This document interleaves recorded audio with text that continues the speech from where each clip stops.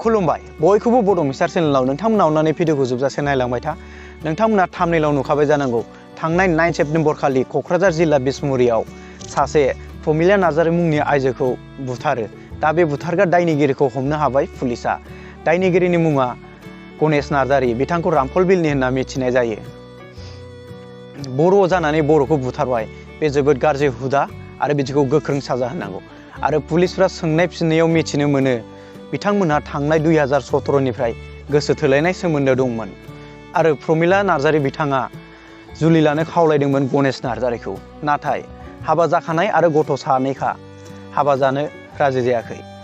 आरो फारसेथिं प्रमिला नार्जारी बिथाङाबो हाबा जाखानाय गथ' साथामनि बिमाखा।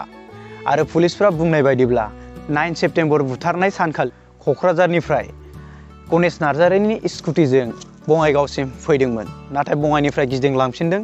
गिदिंलांफिनाव मोनासि रावबो गैयै लामायाव क'क्राझार जिल्ला बिसमुरियाव प्रमिला नार्जारी बिथांखौ गोदोनायाव हानानै बुथारनानै गारनानै दोनो। बे जोबोद दुखुनांथाव जाथाय जानानै थांबाय आरो बेफोरबायदि जाथाय मालाबाबो दाजाथों, बेखायनो बे दायनिगिरिखौ गोख्रों साजा होनांगौ। नोंथांमोना कमेन्ट खालामहर, बे दायनिगिरिखौ गोख्रों साजा होनांगौ। दिनैनि थाखाय भिडिअआ एसेनोसै लोगोफोर। भिडिअखौ नायनायनि थाखाय जोबोद गोजोननाय थाबाय। Thank you.